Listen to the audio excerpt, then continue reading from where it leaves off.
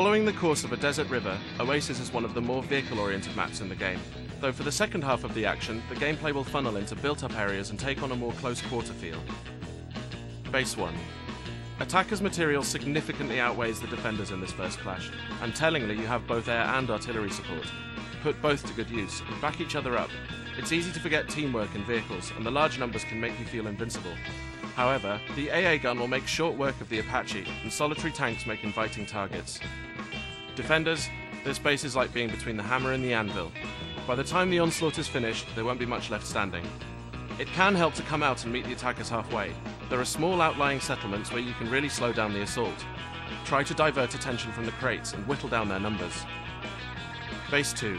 You still have plenty of vehicles here as attacker, but the playing field is a lot more even now.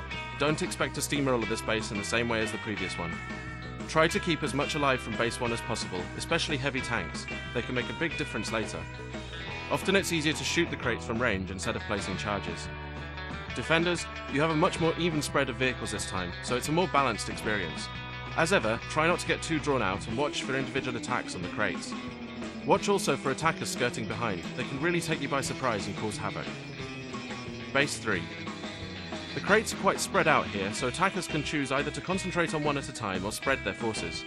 Supporting the attack with any tanks you've managed to keep alive makes this much easier. Watch if the enemy has kept their helo from the last base. It can really harry you, and you have no real AA support. Defenders, you're short on vehicles again. Try to keep them alive from the previous base, especially the helicopter. Watch how the attackers are spreading their assault and try to react.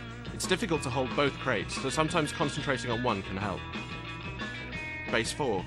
The bases are spread again and built up, so watch for defender ambushes. Assaulting one crate at a time often works well, but watch out for the crossfire on the open streets. Working around behind can be a good tactic, and will often surprise defenders covering more central routes. The attackers will probably be running low on vehicles by now, but as a defender prioritize taking out any remaining heavy tanks. The area is built up, so set up ambush points, but watch out for attackers flanking you. Use the rooftops to your best advantage. Attackers will tend to arrive on ground level. Final base. This one can be very difficult for the attackers to get into.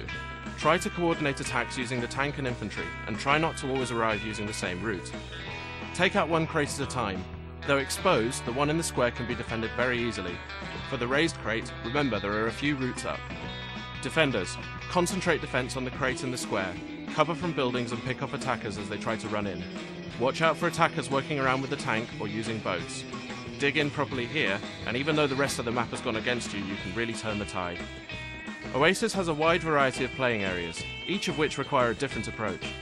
Husbanding vehicle resources really pays off and can make all the difference in the latter stages.